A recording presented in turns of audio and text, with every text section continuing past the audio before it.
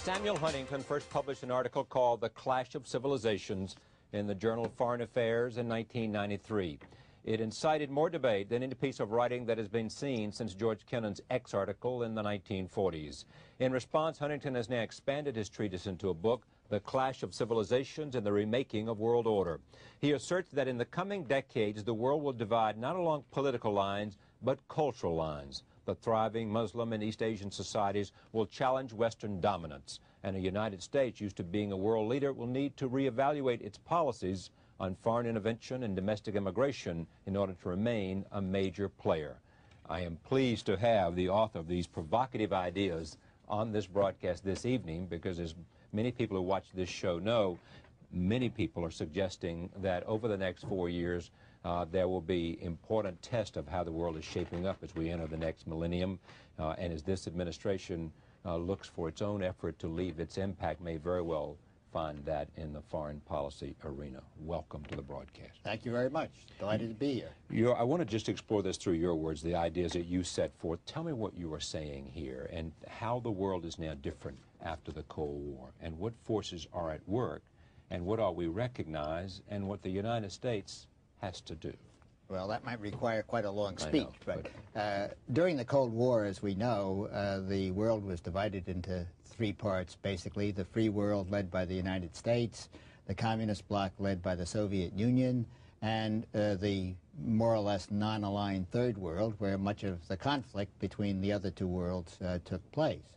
That pattern of history has disappeared. And the big question is what will be the patterns of association and of conflict among nations in the post-Cold War world. And if one looks at the evidence, it seems to me that it is overwhelming that nations are going to be aligning themselves along cultural lines, that those countries with similar cultures are coming together. Those countries which historically have been culturally different are often coming apart. We've seen the breakup of both the Soviet Union and Yugoslavia along cultural lines, basically. And the lines of conflict will, in this post-Cold War world, will basically fall along the fault lines between the world's biggest cultural entities, which are civilizations. Okay, name those for me. Okay, the civilizations are, first of all, obviously the West, consisting of North America and Western Europe primarily, Islam as a civilization, Orthodox civilization, of which Russia is the leading state, of course, Chinese or Sinic civilization, Hindu civilization, in which India is the major state. And most people would classify Japan as a separate civilization all by itself. And then I would also add Latin America and Africa. You would add those. It's about 7 or 8, isn't it? Yeah, right. All right. So the United States, the argument is made, yes, best recognize this in its own interest. That's first. That this is the way the new world is shaping up. This is the way in which it seems to be shaping. Whatever yes, we said about a new world order, it hasn't evolved the way we thought it might be. Well, certainly the euphoria which existed in 1989 after the Berlin Wall came down has disappeared. And I think there were great hopes at that time that we were entering a new world order, that this is going to be a world in which Western ideas of liberal democracy and capitalism would sweep across the world, and that a new era of harmony would emerge. Well, that hasn't happened. And history hasn't ended. It's in many respects been renewed in a very dramatic and often rather brutal fashion. You're using another author's notion. Oh, it is right. that Fukuyama said that history had ended because the West had won that's the right. great battle. That's right. And there was the no, ideological battle. The ideological battle, and there was nothing else to do. Yeah, Therefore, well, history was over. Basically, that was what Frank Fukuyama was saying. Yeah.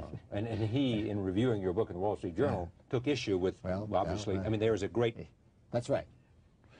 You say also the United States has to wake up in the next millennium and do several things. One, make partnership with Europe. Yes. 2, limit immigration. Limit immigration. Limit, not legal stop. immigration. Yes. Restrict.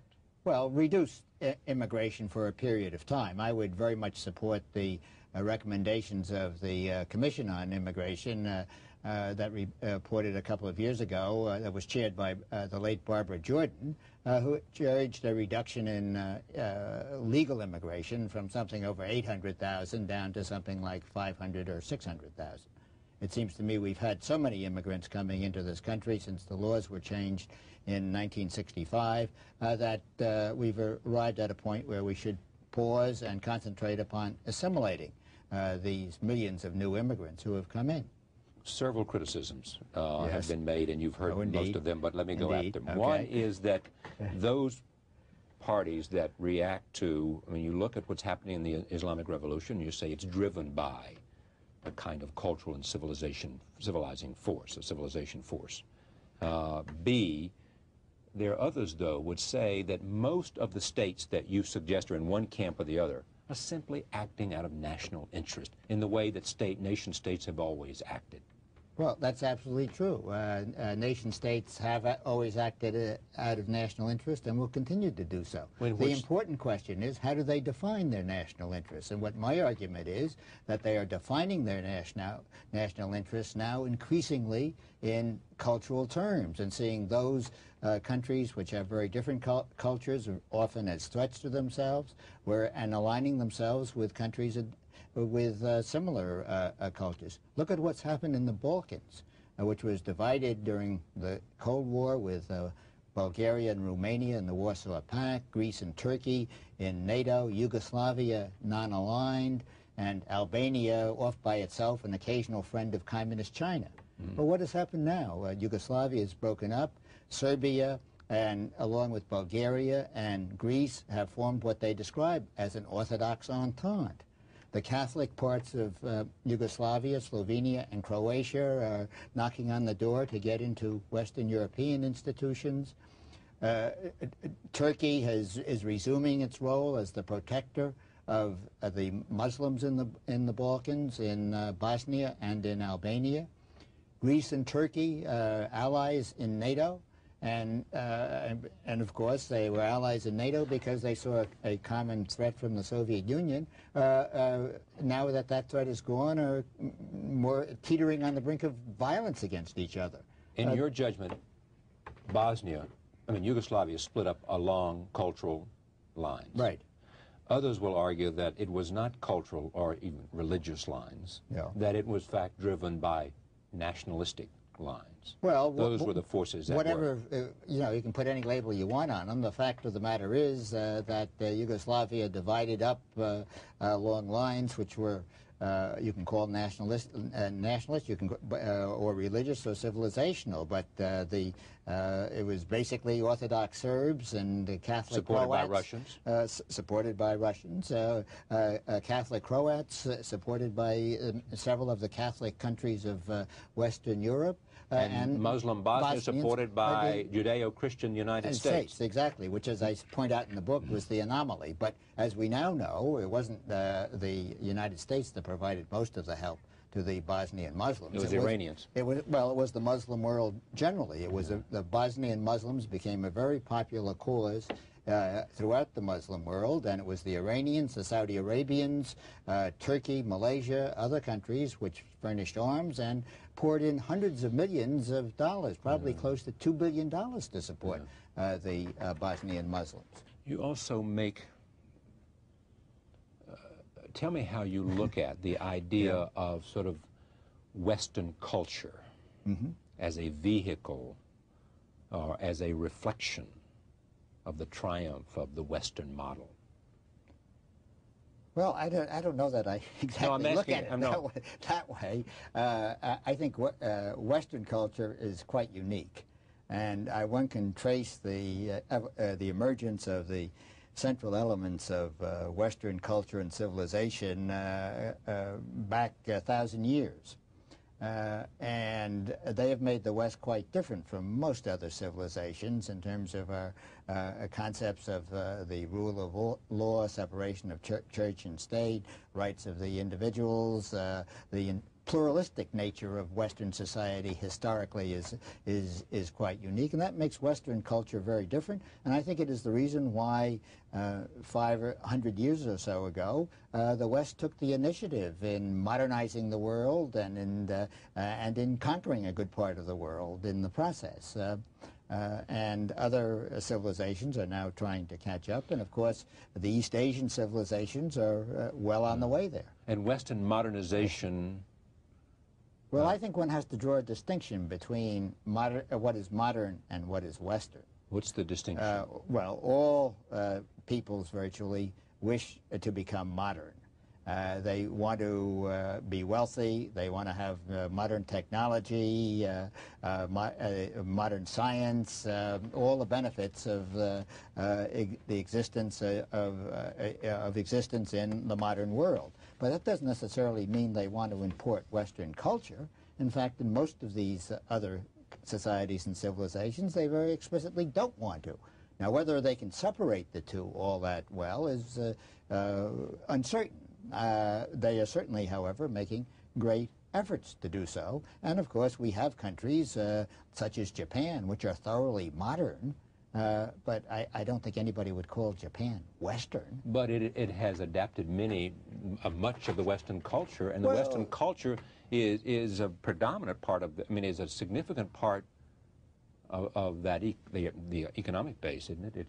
Well, Japan, I would say Japan is modernizing and in the process... Has accepted...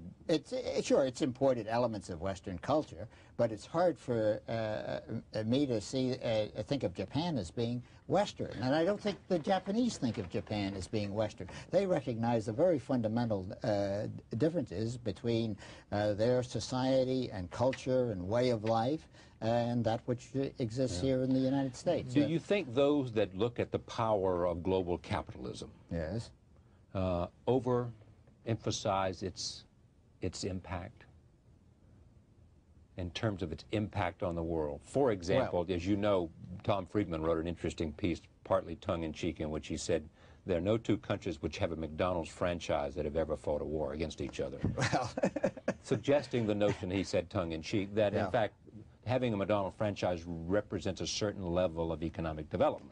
Well, it may. Whether it represents a certain level of cultural development is another question. And having a McDonald's franchise may very well be a source of some antagonism within cultural elements within a nation state. But I guess I don't think we want to equate Western culture with fatty foods or fizzy drinks or faded pants, and that's what people tend to do. They say, look at all these or Schwarzenegger movies or whatever. Exactly, but that's superficial. It doesn't really get to the heart of a society, and when one looks at other civilizations, one has to remember that Chinese civilization has existed for thousands of years, and so is Hindu civilization, and Japanese civilization, and Muslim civilization for 1,300 years. These aren't phenomena that are going to disappear. Where do you think we're more likely to have a clash? I mean, I've had people on this program say that they concern themselves about a coming conflict that might exist between Japan and China in competition over Asia. Well, I think that if Chinese economic development continues for another decade or so at the same rate that it has for the past 2 decades, China will become increasingly assertive and will increasingly want to reestablish its position as the hegemonic power in East Asia. Which hegemony over Japan and South Korea and hegemony, Indonesia. Meaning not that it's going to conquer them or invade them. But it means sphere of influence. It means a sphere of influence, and it will. And this historically was what existed for hundreds and hundreds and hundreds of years down until the middle of the 19th century. And the Chinese feel that that is their right. And you talk to them, they will say, we want to reestablish that And does position. the author of The Clash of Civilization, The Remaking of World Order, believe that that will happen? Well, as I Take said, note of the assertiveness. Right. Do you believe the assertiveness will lead to a Chinese hegemony in that area? Yes.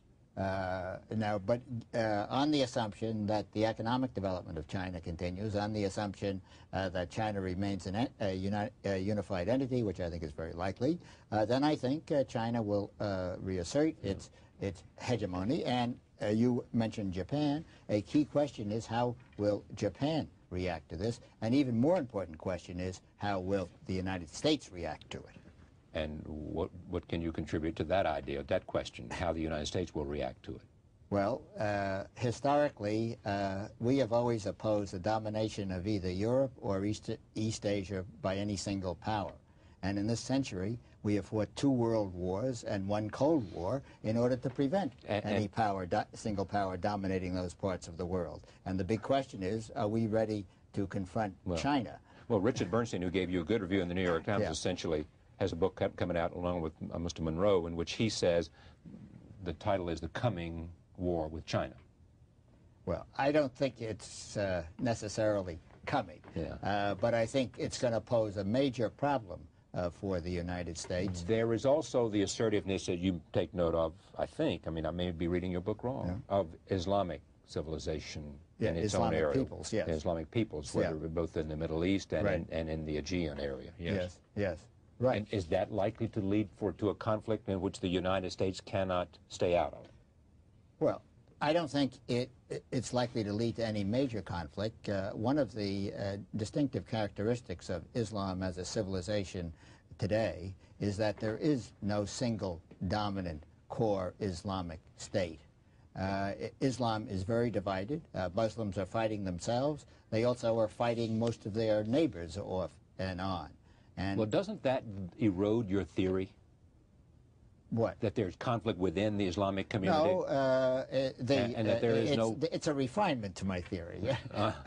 Because if you look at the political evolution of civilizations, and scores of scholars have done this, and they've come up with a model which suggests that civilizations evolve through phases, warring states phases, times of troubles, and then a universal state for the civilization emerges, and this process may be repeated. And Islam had something like a dominant universal state with the Ottoman Empire, which disappeared, and it is now in a warring states phase. Yes. Everybody says this is a provocative book. I mean, and everybody, whether they agree with everything, always say it's an important contribution to make people think about the way the world is reshaping itself. Hope so, yeah. Well, they do. I mean, you know that better than I do. I mean, from Kissinger and other people who think about these issues a lot, and people at the Council on Foreign Relations, and a lot of other people in academic environments. They all, many of them, because the thesis is so large, suggest that there are places in which you had to make a very tight squeeze to make facts fit your theory. They will say, for example, that there are a number of countries of, let's say, within the Islamic world, which have nothing in common. Oh, well, sure. I mean, and you can't make an argument that they... Well, first of all, Islam, as I said, is very divided. Right. And there are sub-civilizations within Islam, Arabic, Malay, Turkic, etc.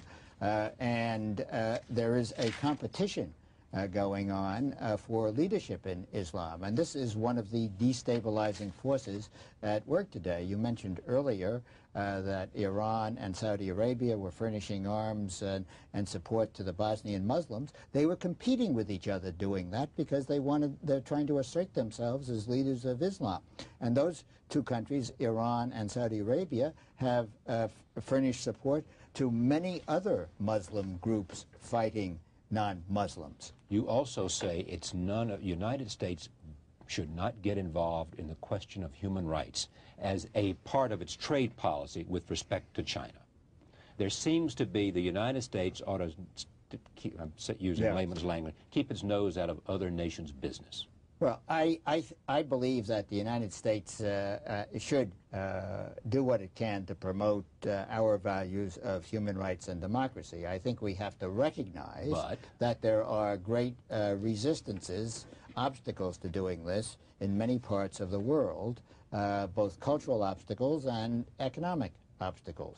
During the past 20 years, close to 40 countries in the world have shifted from some form of authoritarian rule to some form of democratic rule. Most of those countries are countries which have either Western culture or have been heavily influenced by the West. Now, I am not arguing that a country has to be Western to be democratic. India and Japan are two notable examples. That's not the case. All I'm saying is that in some non-Western cultures, and Islam and Confucian culture are the usual examples, there's great resistance to accepting Western values of human rights and democracy because these countries come from totally different cultural traditions. Are you saying to all Americans and all Western Europeans, wake up, your time is over? The influence of the West is only going to decline in the future. I think the influence of the West has been declining for some while now during the current century, and it will continue to decline because other nations are modernizing and developing and are acquiring economic wealth and power, and after that will come military power and political influence. And this is, of course, as I said, most notable with respect to East Asian societies. If I may, there was this a wonderful meeting last year of the heads of government from Western Europe and from East Asia in Bangkok, right, in which Prime Minister Mahathir of Malaysia got up and told Kohl and Chirac and Major and their colleagues, and I quote him now, European values are European values, Asian values are universal values. That was turning the tables on the West, which loves to think of its values as universal. As universal, yes. It's a provocative and interesting book. Samuel Huntington of Harvard University, The Clash of Civilizations and the Remaking of World Order. Thank you very much. Thank you. This is a book people are talking about, The Clash of Civilizations and the Remaking of World Order. Samuel P. Huntington from Harvard University. We'll be right back. John Cleese is here and also Lauren Bacall. Stay with us.